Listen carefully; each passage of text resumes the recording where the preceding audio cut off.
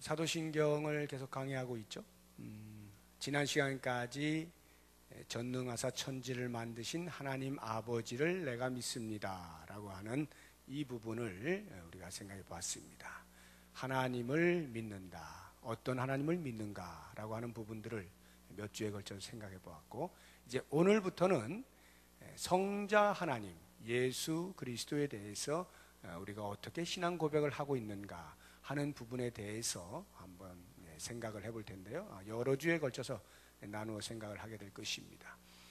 여러분들이 눈치를 채셨는지 모르겠지만 사도신경을 암송을 하다 보면 제일 첫 줄 전능하사 천지를 만드신 하나님 아버지를 내가 믿사오며 하고, 그 다음부터는 예수님에 대해서 계속 고백이 되고 있는 것을 보게 됩니다. 그리고 나중에 이제 성령님에 대해서 또 고백을 하는데, 대략 사도신경 전체 분량의 약 3분의 2 정도가 예수님에 대한 우리의 신앙 고백입니다. 그 외아들 우리 주 예수 그리스도를 믿사오며 등등등등등등 해가지고 예수님에 대한 고백이 3분의 2를 차지합니다. 자, 그러면 여러분 한번 생각해 보세요. 왜 성부, 성자, 성령 이렇게 동일하게 삼위일체 하나님을 우리가 신앙으로 고백을 하는데, 그 가운데서도 유독 예수님에 대한 신앙의 고백이 많을까라고 하는 부분에 대해서 어떻게 생각을 하세요? 왜 그 부분이 유독 많을까? 이 사도신경이 만들어지게 된 배경이라고 하는 것은 초대교회 당시에 예수님의 제자들이 예수님으로부터 직접 배운 것, 그리고 예수님께서 이제 부활하시고 승천을 하셔서 더 이상 안 계시죠. 성령이 내려오셔서 그들 가운데 임재하시면서 예수님께서 가르치셨던 그 말씀들을 기억해 내는 것이고, 그분에 대한 자신의 신앙 고백을 해 나가는 것입니다. 그렇게 해 나가는 과정 속에서 기독교만 있는 것이 아니라 예수님을 고백하는 자들만 있는 게 아니라 유사한 이단 종교들이, 유사한 사이비 종교들이 여기저기에서 다른 교리들을 가르치면서 교회를 어지럽히는 일들이 계속 생겨난 겁니다. 그러다 보니까 정통 예수님으로부터 말씀을 배웠던 그 사람들이 자꾸 그런 공격을 받게 되니까 성도들이 혼란스러워한단 말이죠. 그래서 안 되겠다, 이렇게 되다가는 점점 어떤 교리들이 가르쳐질지 모르겠다 하는 그런 생각에 이렇게 신조를 만들기로 작정한 거예요. 우리는 이런 것을 믿는다, 그러니 다른 어떤 말들을 들어도 흔들리지 말아라 라고 하는 믿음의 색깔을 정하는, 이것이 신경인데, 그것을 이제 하나씩 처음부터 지금 우리가 이렇게 외우고 있는 이 모든 것을 한 번에 다 한 점 틀림없이 그렇게 만들어진 게 아니라 그랬죠. 어느 정도 이렇게 만들어졌는데 또 어떤 이단이 공격을 해오면 그것에 대해서 방어할 필요가 있을 때 그 부분에 대해서 또 첨가하고, 또 어떤 이단이 또 공격을 해오면 그 부분에 대해서 또 첨가하고, 이렇게 계속 첨가가 되고 수정되고 보완돼서 오늘에 이르게 된 것인데, 그렇다고 하면 이 예수님에 대한 신앙의 고백의 내용이 가장 많다는 것은 그만큼 예수님에 대한 교리가, 공격이 많았다라고 하는 것이 되겠죠. 예수님에 대해서 이런저런 성경이 말하지 않고 있는 다른 교리들을 사이비들이 많이 이야기를 했기 때문에 그것에 대하여 보존하고자, 정통 교리를 보존하고자 계속해서 예수님에 대한 신앙의 고백들을 하고 첨가하고 보완하고 수정하고, 이렇게 해서 예수님에 대한 신앙 고백이 많아진 것이다 라고 하는 것을 우리가 먼저 알면 좋겠습니다. 자, 우리가 이제 우리 종교를 기독교 이렇게 말을 하잖아요. 기독교가 무슨 뜻인지 아세요? 기독교, 불교 이렇게 하듯이 기독교 하는데, 왜 기독교라 그러죠?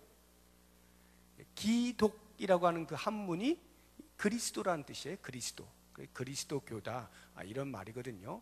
이제 우리가 오늘 이제 보게 될 예수님을 과연 우리가 믿는다라고 고백을 하는데, 어떤 예수님으로 믿는다고 고백하느냐라고 하는 이 부분을 이제 첫머리 그 외아들 우리 주 예수 그리스도를 믿사오니 하는 이 부분을 오늘 같이 한번 생각을 해보겠습니다. 그 외아들 우리 주 예수 그리스도. 나는 예수님을 믿는데 어떤 예수님을 믿느냐라고 할 때 그 외아들, 그는 하나님입니다. 하나님의 외아들 우리 주 예수 그리스도를 믿는다. 자, 예수님의 이름의 뜻이 뭐죠? 예수님은 이름입니다. 제 이름이 강길수 하듯이 우리가 예수님 할 때 그 예수님의 이름이 예수예요. 예수. 예수의 이름의 뜻이 뭐죠? 마태복음 1장에 보면 이는 그가 자기 백성을 그들의 죄에서 구원할 자라고 하는 이름의 뜻을 가지고 있죠. 예수라고 하는 이름 자체가 구원자다, 구세주다라고 하는 뜻을 가지고 있는 겁니다. 물론 이 예수라는 이름은요, 그 당시에 유대 사회에서 흔한 이름이었어요. 제 이름이 흔합니까? 가끔 이렇게 교과서에서 이렇게 나옵니까? 제일 흔한 이름은 뭐 철수 영희인데 아마도 그 당시에 철수 영희 정도 되는 것 같아요. 예수라고 하는 이름이. 우리 성경에도 보면은 예수라는 이름이 굉장히 많이 나옵니다. 구약에도 여호수아, 모세의 후계자 여호수아가 그리스어로, 이 신약에 와서 그리스어로 번역하면 그게 예수예요. 그 정도로 예수라는 이름이 흔한 이름이었습니다. 그러나 비록 그 이름이 여러 사람들이 쓰고 있는 이름이었다 할지라도 이 땅에 오신 그 예수님께 그 마리아의 동정녀 탄생을 통해서 나신 그분께 예수라 이름하고 그 예수의 이름이 자기 백성을 그들의 죄에서 구원할 자 이렇게 정하셨을 때 예수님은 그 이름 그대로 우리에게 구세주여셨다. 그러면 우리가 예수님을 믿습니다 라고 말을 할 때는 예수님이 나의 모든 죄를 사하신 구세주이신 것을 믿습니다 라고 하는 말이 되는 것입니다. 그냥 뭐 이렇게 교회를 다니다 보니까 뭐 예수님 하도 이야기해가지고 그냥 들어서 뭘 믿긴 믿는데 뭐 하나님도 믿고 예수님도 믿고 그냥 하여튼 믿자 이게 아니고 그 예수님만이 유일하신 나의 죄를 사하시고 모든 죄에서 나를 구원하실 유일하신 분이시다 라고 하는 그 이름 그대로의 구세주임을 믿는 것입니다. 자, 이 예수님의 뒤에 우리가 늘 거의 같이 붙다시피 하면서 이렇게 부르는 호칭이 하나 더 있죠. 예수 그리스도 이렇게 하잖아요. 예수 그리스도. 자, 그러면 그리스도는 뭐냐? 우리가 예수님을 믿는다 할 때 예수 그리스도를 믿는다 그 말도 되는 거거든요. 그 외아들 우리 주 예수 그리스도를 믿사오니 할 때. 자, 그럼 그리스도를 믿는다라고 하는 말의 의미는 뭘까? 그리스도는 예를 들어서 우리나라를 다스리는 분을 제가 지난주 그 청년들한테 물었더니 누구냐고 물었더니 박근혜 이러더라고요. 그래서 제가 박근혜가 뭐냐, 아무리 대통령한테 박근혜 대통령 최소한 이렇게는 해야지. 그래서 이제 수정을 해서 박근혜 대통령 했는데 우리가 이제 그분을 그 할 때 박근혜 대통령 이렇게 하잖아요. 그때 이름은 박근혜고 대통령은 뭡니까? 그 사람의 직분이죠. 직분. 박근혜 대통령. 박근혜라고 하는 이름을 가진 사람의 직분이 대통령이다 이런 뜻이에요. 그런 것처럼 예수 그리스도 하면은 예수라고 하는 이름을 가진 분의 직분이 그리스도다 이 말이에요. 이해가 되시죠? 그리스도는 직분을 나타내는 것입니다. 그리스도가 헬라어로 이 그리스도를 히브리어로 이렇게 역으로 거꾸로 이렇게 올라가 보면 히브리어로는 메시아입니다. 메시아라고 하는 이 히브리어를 헬라어로 이렇게 번역을 하면 그리스도가 되는데 이 그리스도라고 하는 이름의 뜻, 즉 메시아라는 그 뜻은 기름 부음을 받은 자라는 뜻입니다. 기름 부음을 받은 자. 하나님께서 이스라엘을 선택하셔서 그 가운데에서 정확하게 세 직분에 대해서만 기름을 부었습니다.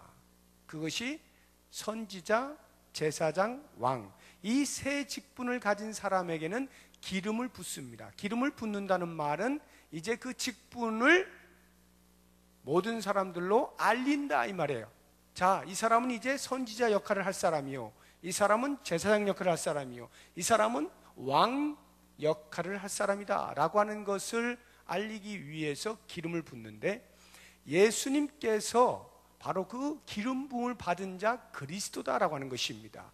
그래서 우리가 보통 그리스도의 삼중직 이렇게 말을 해서 예수님께서 마치 그 이스라엘 민족에게 기름 부음을 받았던 선지자, 제사장, 왕과 같은 그 역할을 하신다라고 하는 의미입니다.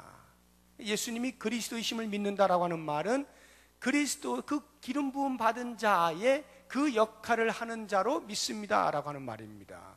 메시아는 하나님께서 이스라엘 민족에게 그리고 나아가서는 온 세계 가운데에 구원자로서 보내주시겠다고 약속하신 분이 메시아예요.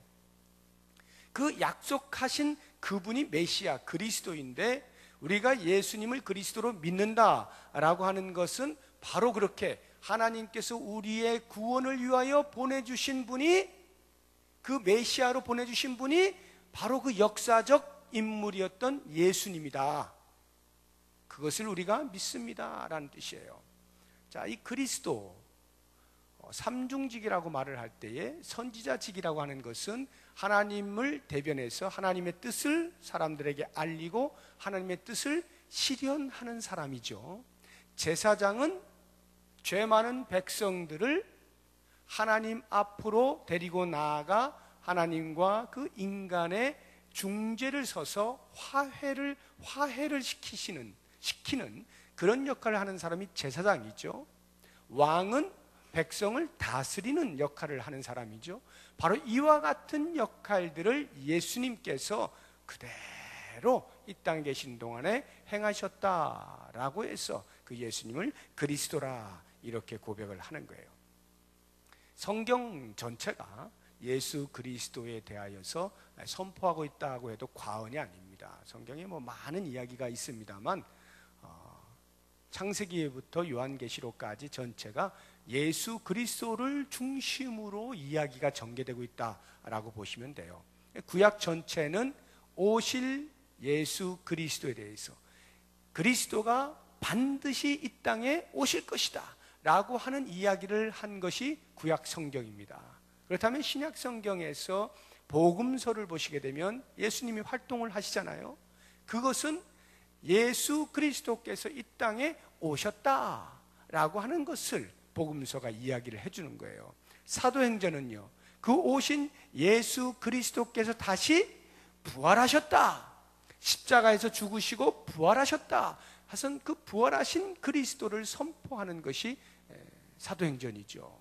사도행전 뒤에 나오는 서신서들, 바울 서신서든 일반 서신서들은 바로 그 예수 그리스도가 우리의 인생의 주인이시다, 주님이시다 라고 하는 것을 설명하고 있는 것이 서신서고요. 제일 마지막에 나오는 요한계시록은 그 예수 그리스도가 반드시 머지않은 날 곧 다시 오실 것이다 라고 하는 것을 이야기하는 것이 계시록이에요. 이렇게 성경 전체가 예수 그리스도를 중심해서 오실 그리스도와 오신 그리스도 그리고 다시 오실 그리스도에 대해서 이야기를 하고 있는 거예요. 바로 이 예수 그리스도를 우리가 믿는다라고 고백을 하는 거죠. 그리고 이제 제일 앞에 그 외아들 말을 할 때 하나님의 외아들을 우리가 믿는다. 자, 이 말은 무슨 말이냐 하면요, 하나님의 아들을 믿는다. 예수님을 믿는다라고 말을 할 때는 그 예수님은 역사적 인물이죠. 2000여 년 전에 베들레헴에서 태어나신 육체의 몸을 가지고 계신 역사적 인물, 그분을 믿는다라고 하는 것이고, 그의 외아들, 하나님의 아들을 믿는다라고 말을 할 때는 그 예수님이 비록 육체의 몸을 입고 이 땅에 오셨지만 그분은 곧 하나님이시다, 이것을 믿는다는 뜻이에요. 자, 하나님의 아들인데 그분이 하나님이시다, 이게 도대체 무슨 말인가? 우리의 이성으로는 납득이 안 되잖아요. 아들이면 아들이지 또 하나님은 뭔가? 제가 우리 아버지의 아들인데 제가 만약 나는 내 아버지다 이렇게 말을 한다면 누가 그것을 믿겠어요? 믿는 게 아니라 이제 정신 나갔구나, 너무 날이 더우니까, 이렇게 이야기를 하지 않겠습니까? 그런데 예수님께서 그렇게 말씀을 하셨다 이 말이에요. 예수님께서는 하나님의 아들이시면서도 동시에 나는 하나님과 하나다, 이렇게 말씀을 하셨어요. 실제 그렇게 말씀하셨을까요, 예수님이? 네, 우리 눈으로 한번 확인을 해보죠. 요한복음 10장을 찾아보십시오. 마태복음, 마가복음, 누가복음, 요한복음.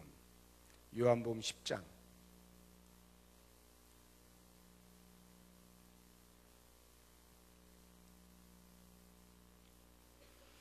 요한복음 10장 30절.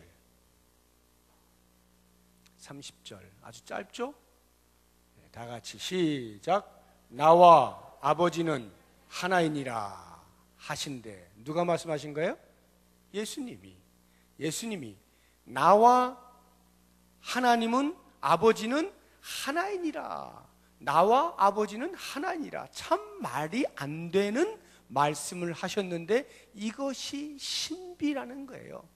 그래서 우리가 예수 그리스도 하나님의 아들이라고 말을 할 때 예수님은 온전한 사람이자 온전한 신이시다. 그래서 인성과 신성을 동시에 가지고 계신 분이시다. 반반씩, 50%씩, 반신, 반인이라는 뜻이 아니라 완전한 인간, 완전한 신. 이러한 우리의 이성으로는 이해되거나 납득될 수 없는 신비한 존재로 계시는 분이 예수 그리스도 하나님의 아들이시다라고 하는 거예요. 왜 그러면은 그분이 그러한 존재로 계셔야만 했는가? 우리 인간들이 납득도 제대로 되지 아니하는 그러한 존재로 계셔야만 하는 이유가 뭡니까? 우리 모든 인류의 죄를 사할 수 있는 유일한 방법은 그 죄값을 대신 치르는 것이죠. 죄값을 대신 치를 수 있는 사람은 죄가 없는 사람만이 가능한데, 모든 인간은 다 아담의 후예로서 죄가 있기에 어떤 인간도 다른 사람을 위하여 죄값을 치러줄 수가 없는 거예요.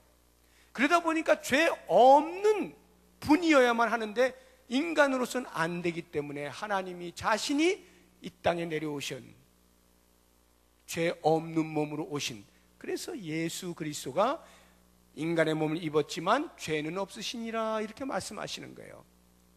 그러면 왜 예수님이 굳이 인간이셔야만 됐는가? 그냥 신으로서 죄값을 치러주시면 되지. 모든 죄에 대해서 새로운 생명을 얻게 하는데 유일한 길이 뭡니까? 피 흘림이잖아요. 피 흘림. 피 흘림이 없이는 속죄함이 없는 거예요. 피가 곧 생명이기 때문에 그렇습니다. 그러니까 피 흘림을 위해서는 반드시 육체의 몸을 입어야 되는 거예요. 그렇기 때문에 하나님이신 그분께서 죄 없는 몸으로 이 땅에 내려오시는 그 완전한 신과 완전한 인간. 이제 다음에 또 보겠습니다만 동정녀의 탄생이 바로 그러한 이유로 인하여서 그 방법을 사용한 것이다 라고 하는 것인데요, 이와 같이 예수 그리스도는 역사적 우리 인간의 몸을 입은 인간이면서도 동시에 하나님의 아들 곧 하나님이셔요. 예수님이 하나님이시다라고 하는 것은 요한복음 10장에서만 말씀하고 있는 게 아닙니다. 빌립보서 2장에도 보게 되면은 그는, 사도 바울이 이야기하는 게, 그는 하나님과 본체시나 그와 동등됨을 취할 것으로 여기지 아니하시고, 이렇게 말씀하시잖아요. 예수님이 이 땅에 내려오시게 된 자기 비하를 설명할 때 그는 하나님과 본체시다라고 분명히 사도 바울이 이야기를 하고 있는 거예요.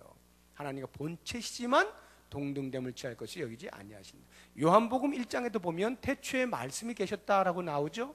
태초에 말씀이 계시니라. 그 말씀이 하나님과 함께 계셨으니 그 말씀은 곧 하나님이시니라. 요한복음 1장 1절이잖아요. 태초에 말씀이 계셨는데 그 말씀이 하나님과 함께 계셨는데 그 말씀이 곧 하나님이시래요. 그리고는 요한복음 1장 14절에 가보면 그 말씀이 육신이 되어 우리 가운데 거하심에 이렇게 나오잖아요. 그 말씀이 누구예요? 예수 그리스도죠. 그러니까 예수 그리스도가 태초에 계셨는데 그분이 하나님과 함께 계시면서 동시에 하나님이시다, 이렇게 이야기를 하고 있는 거예요.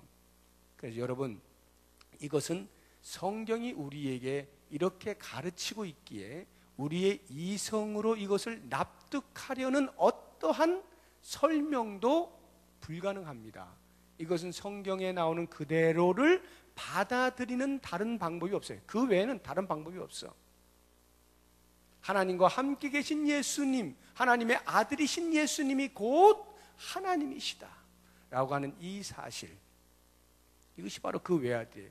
그런데 그 하나님의 외아들, 굳이 외아들이라고 표현을 한 이유가 뭘까요? 외아들, 물론 단 한 분이다라는 뜻이기도 합니다만, 그렇게 외아들 또는 독생자, 요한복음 3장 16절에 보면은 독생자를 주셨으니 해서 독생자, 외아들이란 말이죠. Only begotten son, 오직 유일한 한 분, 그렇게 말씀하고 있는 이유는 하나님 편에 볼 때 가장 아끼는 것을 인간을 위하여 내주었다라고 하는 것을 알리기 위한 말씀이 아니겠어요? 하나밖에 없는 아들을 아낌없이 내줄 만큼 인간들을 사랑하신 하나님의 마음을 표현하는 것이 그의 외아들, 하나님의 외아들이다, 이렇게 되는 것이죠. 바로 이 하나님의 외아들, 하나님의 아들이라고 하는 이 호칭 때문에 기독교는 유대교로부터 멀어지게 됩니다. 유대교는 하나님을 모르면 몰랐지 우리보다 훨씬 더 잘 믿는 사람들이에요. 구약 보세요. 얼마나 하나님을, 물론 배반도 하고 많이 하지만 하여튼 하나님 믿는 데는 열심히 보통이 아닙니다. 그런데 그들은 예수님을 믿지 않았잖아요. 예수님을 그리스도로 믿지 않았잖아요. 특히나 예수님께서 하나님의 아들이라 말씀하실 때 그 부분에 대하여 가장 크게 분노하면서 그를 십자가에 못 박은 이유 중에 하나가 바로 신성모독죄 아닙니까? 신성모독죄. 자기를 하나님이라 그래, 자기를 하나님의 아들이라 그래, 있을 수 없는 일이야 하고 유대교인들이 전부 예수님을 십자가에 못 박은 거 아닙니까? 유대교로부터 기독교를 멀어지게 만든 호칭이 바로 하나님의 아들이라고 하는 이 호칭인 것이고요. 그러나 우리들은 어떻습니까?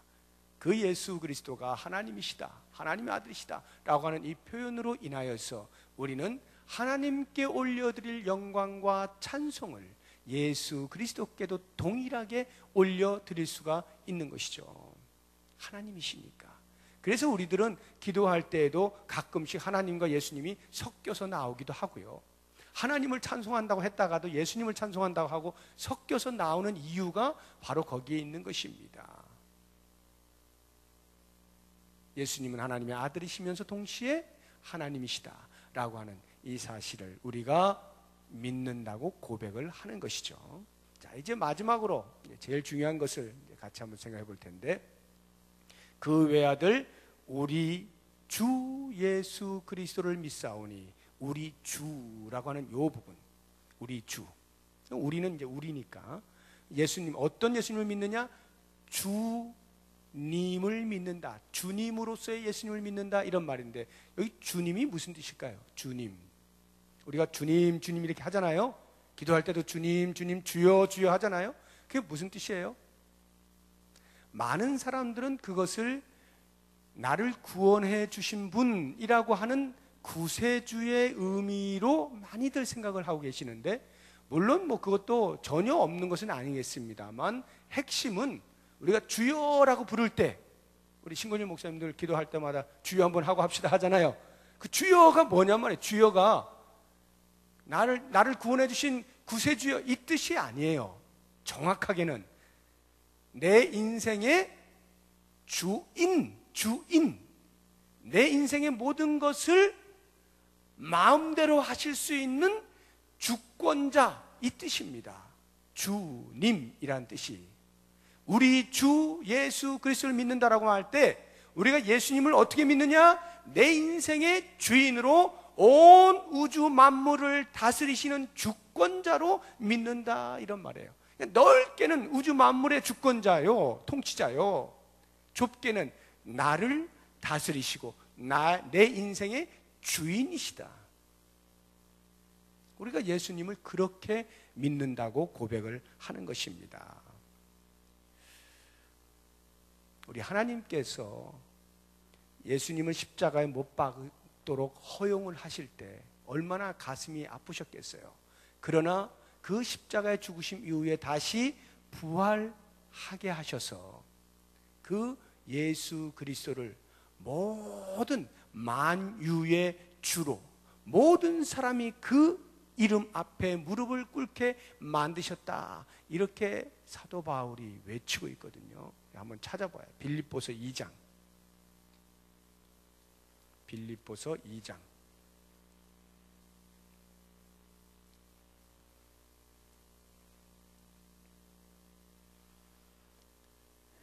8절부터 11절까지 읽어보겠습니다. 8절부터. 아까 제가 예수님이 하나님과 본체시다라고 하는 것이 6절에 나오죠. 이제 8절부터 한번 11절까지 같이 읽어보겠습니다. 사람의 모양으로 나타나사 자기를 낮추시고 죽기까지 복종하셨으니 곧 십자가에 죽으심이라. 이러므로 하나님이 그를 지극히 높여 모든 이름 위에 뛰어난 이름을 주사 하늘에 있는 자들과 땅에 있는 자들과 땅 아래에 있는 자들로 모든 무릎을 예수의 이름에 꿇게 하시고 모든 입으로 예수 그리스도를 뭐라? 주라 시인하여 하나님 아버지께 영광을 돌리게 하셨느니라.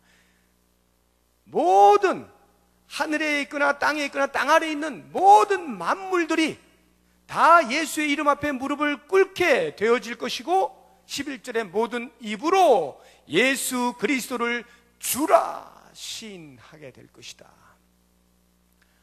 이것은요, 신자 불신자를 막론하는 거예요. 온 우주 만물이 전체가 다니까 신자 불신자를 막론하고 반드시 이 날이 오죠. 이미 우리는 예수 그리스도가 우리의 인생의 주인이신 것을 알고 그것을 신앙으로 고백하고 그렇게 우리가 섬기고 있습니다. 놀라운 일이에요. 지금 이 땅에서 예수님을 그러한 주인으로 알지 못하여 고백하지 못하는 많은 사람들이 있어요. 그러나 머지않은 날 곧 하늘과 땅과 땅 아래에 있는 만물이 신자 불신자를 막론하고 그 예수의 이름 앞에 무릎을 꿇어 입으로 주인이여 라고 고백하는 날이 오게 될 것이다. 천국에 들어가든지 지옥에 가든지 모든 사람은 그 예수님이 우리 인생의 주인이요 온 우주 만물의 주권자이신 것을 알게 되는 날이, 부르게 되는 날이 올 것이다 라는 거예요. 그것을 우리는 지금 이미 그렇게 고백을 하고 있는 거예요. 그러니 이게 얼마나 큰 은혜입니까? 우리가 예수님을, 예수 그리스도를 내 인생의 주인으로 고백한다는 것은 이건 참으로 엄청난 사건이에요. 근데 초대교회 당시에는 이 예수님을 주인으로 부르는 바로 이것 때문에 어마어마한 핍박과 박해, 그래서 숱한 성도들이 순교를 당할 수밖에 없었어요. 여러분, 초대교회 성도들이 왜 순교를 당했다고 생각하세요? 왜 순교를 당할 것 같아요? 예수님을 그리스도라고 고백했기 때문에 순교를 당할 것 같습니까? 아니면 예수님을 오 나의 하나님이여 이렇게 고백을 해서 순교를 당했다고 생각하십니까? 아니에요.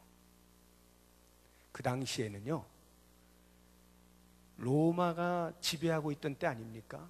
이 로마가 어떤 정책을 폈느냐 하면 나라들을 점령할 때마다, 그 나라를 속국으로 만들 때마다 그 나라에 있는 종교들이 있잖아요.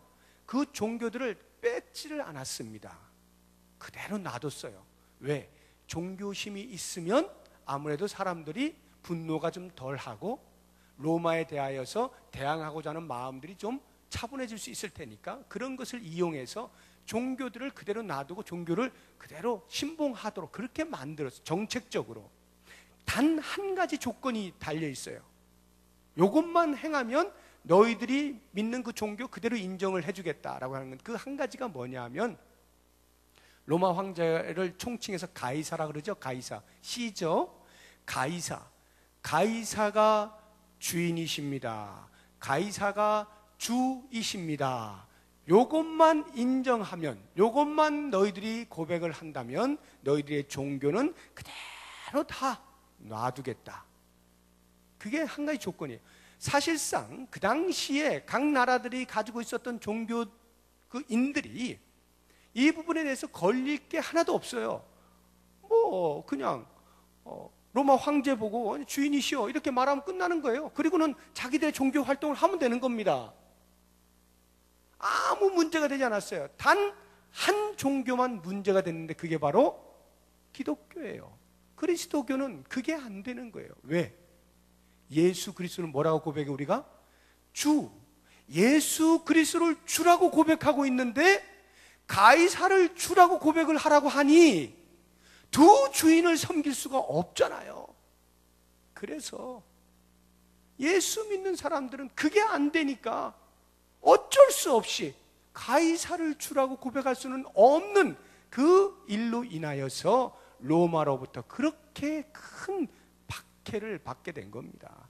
그래서 로마 황제들이 바뀔 때마다 뭐 친기독교적인 사람도 있었지만 대부분이 다 반기독교적이었어요. 그래서 큰 박해만 해도 10차례나 그 로마가 지배하던 그 시기에 10차례나 큰 박해가 있었던 것입니다. 전부 다 죽게 된 거예요. 그 죽게 된 것이 예수님을 하나님이라고 말을 했기 때문이 아니에요. 예수님을 그리스도라고 고백했기 때문에가 아닙니다. 그런 건 다 놔둔다는 거예요. 너희들 종교니까 너희들 뭐 알아서 해. 그런데 한 가지, 예수님을 주라고 고백을 하면서 가이사에게 주라고 하지 않으니까 로마가 가만히 있을 수가 없는 거예요. 그래서 기독교를 그렇게 심하게 박해를 하고 많은 순교자가 나오게 된 거죠. 여러분, 우리가 예수 그리스도를 어떻게 고백하느냐? 우리의 주인으로 고백한다 라고 하는 이 사도신경 안에 들어있는 이 고백, 이게 예사 고백이 아닌 거예요. 그 당시의 사람들은 목숨을 걸고 고백한 것입니다. 내 인생의 주인이요 라고 말을 할 때 목숨을 걸고 고백을 한 거예요. 우리는 지금 어떻게 고백하고 있습니까? 우리는 얼마나 쉬워요. 누가 그거 고백한다고 해서 뭐라 하는 사람이 있습니까? 아무도 없어요. 너무나 우리는 쉽게 고백이 되어져요. 그래서일까요? 예수님이 내 인생의 주인이라고 하는 그 고백의 의미가 무엇인지를 우리는 뼛속 깊이 느끼지 못한 채 그냥 우리가 늘상 부르는, 기도할 때면 한번 부르는 그러한 주인으로밖에는 우리의 마음속에 잘 와닿지가 않는 것입니다. 여러분, 초대교회 바로 이 사건 때문에 얼마나 많은 사람이 잡혀가요. 그러니까 예수 믿는다는 말을 할 수가 없어. 예수 믿으면 다 잡혀가는 거야. 네 주인 누구야? 뭐 어떻게 하겠어요? 가이사라고 할 수는 없는 거고. 그러니까 내가 그리스도인이라고 하는 것을 드러내놓고 믿을 수가 없는 거야. 다 숨어서 믿는 거야. 지금 마치 북한에서 지하에서 신앙생활하는 우리의 성도들처럼 그 당시에 드러내놓고 난 예수 믿습니다라고 말을 못하는 거예요. 다 숨어서. 그러다 보니 누가 예수 믿는 사람인지 누가 아닌지 누가 옆에서 고자질을 해가지고 잡혀가게 될지 이게 알 수가 없잖아요. 그러다 보니까 점점 사람들이 어디로 들어가요? 지하로. 그게 카타콤이에요. 카타콤이라는 말 뜻이 지하의 묘지다 이런 말이에요. 그 옛날에 그 로마 사람들이 그 건축을 하려고 돌들을 막 캐내는 그런 작업들을 많이 했는데, 그런 돌들을 캐내느라고 막 엄청난 막 그런 이 웅덩이들이 막 있단 말이에요. 그런 것들이 동굴이 되어 가지고 길도 나고 이렇게 해 가지고 그 미로와 같은 그 카타콤이 형성이 됐는데, 그리스도인들이 밖에 나가면 어떻게 이게 걸리면 뭐 죽는 거니까, 그래서 그 지하로 그러면서 거기에다가 죽어가는 사람들은 또 묻어두고 하다 보니까 이게 카타콤이 된 거야. 지하 묘지가 돼버린 거예요. 그런데 거기에서 때로는 뭐 사람들이 이렇게 또 이렇게 잡으러 들어오기도 하고 뭐 이럴 거 아니에요. 한 이런 어떤 여러 가지 속에서 이 그리스도인들이 자기들만의 인사하는 신호가 있어요. 그래서 악수를 하거나 이렇게 할 때 표시를 하는 겁니다. 손가락으로 이렇게 표시를 해요. 이게 물고기 이렇게 표시를 이렇게 손으로 이렇게 표시하면 아, 그리스도인이구나 하는 것을 알게 되는 거거든요. 여러분 그 차에 스티커 보면은 가끔 물고기 표시 이렇게 보셨어요? 보셨습니까? 요렇게 차 보면 뒤에 스티커가 물고기 표시가 되어 있는 게, 그건 그리스도인이라는 뜻이에요. 아니면 뭣도 모르고 그냥 뭣으로 달아놨는지 모르겠지만 그게 그리스도인이라는 뜻입니다. 그리고 이렇게 물고기 표시 안에 거의 문자가 이렇게 몇 개가 있습니다. 문자가 뭐 여러분은 이제 이해하실 수 없는 문자인데 그게 이제 헬라어거든요. 헬라어로 뭐냐 하면은 이에수스 크리스토스 세우 휘오스 소테르라고 하는 5개의 단어의 앞글자 5개가 들어있는 거예요. 거기가. 제가 지금 헬라어를 했는데 이것을 우리말로 하면은 예수 그리스도 하나님의 아들 구세주, 이런 뜻이거든요. 예수 그리스도 하나님의 아들 구세주. 그래서 왜 그게 그 물고기 안에 들어있느냐 하면 이 첫 글자 말이죠. 5단어의 첫 글자인 요것이 헬라어로 물고기라는 뜻을 가지고 있어요. 이 단어의 뜻이 요 5개를 합하면 익투스, 영어로는 익투스 또는 익수스 이렇게 표현을 하는데 그것이 이 물고기예요. 그래서 물고기 형상으로서 나는 예수 그리스도 하나님의 아들 나의 구세주를 고백하는 사람입니다. 나는 그리스도인입니다. 라고 하는 것을 이렇게 상징적으로 표시를 했던 거죠. 몰래. 그게 이제 인사돼요. 그러면 그런 인사를 받으면 너도 그리스도인이고 나도 그리스도인. 그냥 뭐 좋아 죽는 거죠. 여러분, 우리는 좋아 죽습니까? 서로 보면? 좋아 죽어요? 뭐 너무 많죠. 너무 많아. 그냥 걸리는 게 예수 믿는 사람이야. 그래서 뭐 쳐다도 안 보고 그냥 대충 그냥 인사도 안 하고 그냥 내 신앙생활 하다가 그냥 나가고 이런 사람도 가끔 있어요. 어처구니 없는 일이에요. 이거는 내가 예수를 믿고 있는 그 감동이 있는데 옆에 있는 사람이 예수 믿는 사람이 있어. 이건 놀라운 일인 거예요. 이야, 우리가 동일한 예수를 고백하고 있다니, 동일한 예수를 믿고 있다니 엄청난 사건입니다. 그러니까 우리는 볼 때마다 감격스러워야 되는 거예요. 네가 예수 믿어? 그래, 나도 예수. 우리가 같은 예수를 믿는구나. 이런 감격이 있어야 되는 거예요. 그런데 여러분, 바로 여기에서 나를 구원해 주신 예수님 참 고맙습니다 해서 그 감격과 감동만 있는 것이 아니라 이제 그분을 내 인생의 주인으로 모신다고요. 우리 주 예수 그리스도를 믿사오니 내 인생의 주인으로 내가 믿사오니 라고 말을 할 때는 말로만 믿는 게 아니라 내 삶 전체가 주님께 드리는 거 아니에요. 예수님을 내 주인으로 섬기겠다는 거 아니에요. 예수님 나를 다스려 주세요, 이 말 아닙니까? 그러니 내 모든 마음에 있는 근심과 걱정은 다 내려놓고 내 주인 되신 예수님께 전적으로 의탁하겠다, 이런 말 아니겠습니까? 내 생각과 내 뜻을 내려놓고 예수님께서 나를 통하여 원하시는 일들을 내가 하겠다라고 고백하는 거 아닙니까? 이게 우리 주 예수 그리스도를 믿는다라고 하는 고백이죠. 과연 우리가 이 사도신경을 매 예배 때마다 고백을 하면서 과연 나는 예수님께 내 삶 전체를 드리고 내 삶의 주인이 예수님인 것을 고백하면서 예수님이 나를 쓰기 원하시는 대로 기꺼이 내어드리고 있느냐라고 하는 이 부분을 깊이 점검을 해야 되는 겁니다. 그런 삶을 사는 사람이 우리 주 예수 그리스도를 믿는다라고 고백을 하는 거예요.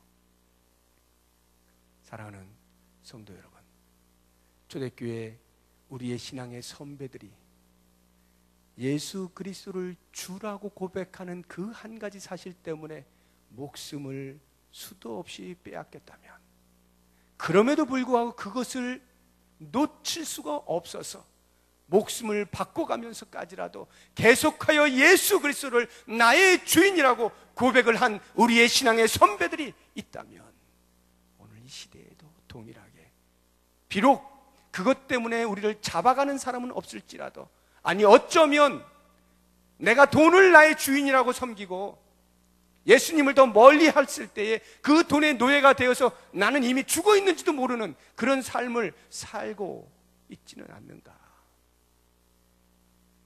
다른 건 몰라도 내가 건강 하나만큼은 내 주인으로 삼고 싶고, 다른 건 몰라도 내 자녀들이 잘 되는 것, 그것만큼 내가 주인으로 좀 삼고 싶고, 그래서 그것을 위해서라면 예수님 말씀은 좀 잠시 뒤로 가 계시고 우선순위가 바뀌어 있지는 않는가. 그렇다면 우리는 이미 고백은 예수님을 주인이라 하지만 실제로는 다른 것을 주인으로 섬기고 있기에 우리의 신앙은 이미 혼합되어 있는 겁니다. 혼합된 신앙을 하나님이 가장 싫어하시잖아요.